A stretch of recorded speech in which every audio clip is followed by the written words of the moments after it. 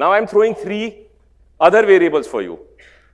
The amount of money you can invest, which is the money you are willing to depart with in the near term, so that in the future when you get that money back, it becomes a larger amount.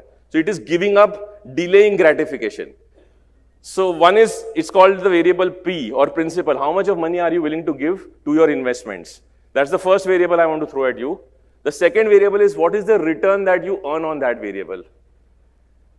And the third variable is, for how long are you willing to stay away from that from the capital that you're providing? So for how long are you willing to get out of the way of the principal you are committing to markets? In these 3 variables, which is a variable you want to stand for or you want to choose? So how many hands for your own money, your own hard-earned money that you want to give up? How many hands will rise for that? So there are few for that. How many of you like higher returns? Don't lie.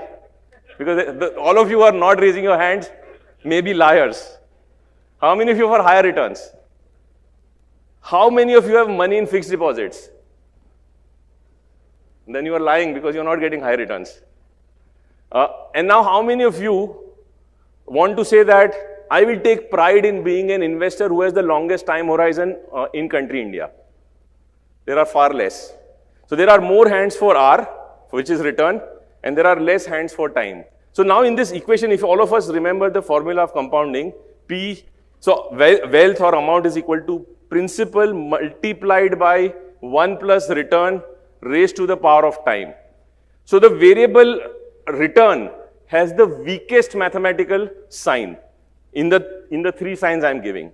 The variable return, which most people raise their hands for, has plus sign before it. The next powerful mathematical sign is multiplication, and that is connected with principal, which is how much money can you invest, which is in your hands. Returns are less in your hands. Returns are less in your and my hands, because behavior of markets is temperamental and volatile. It's not too much in our control. But the variable P, how much money can you save and give away, is in your hands. And the most powerful variable mathematically, which is exponent, is time. Time is attached to raised to the power of. So length is the most important variable. If you can, take this message back in your investing, hopefully it will make a leap of outcomes for you.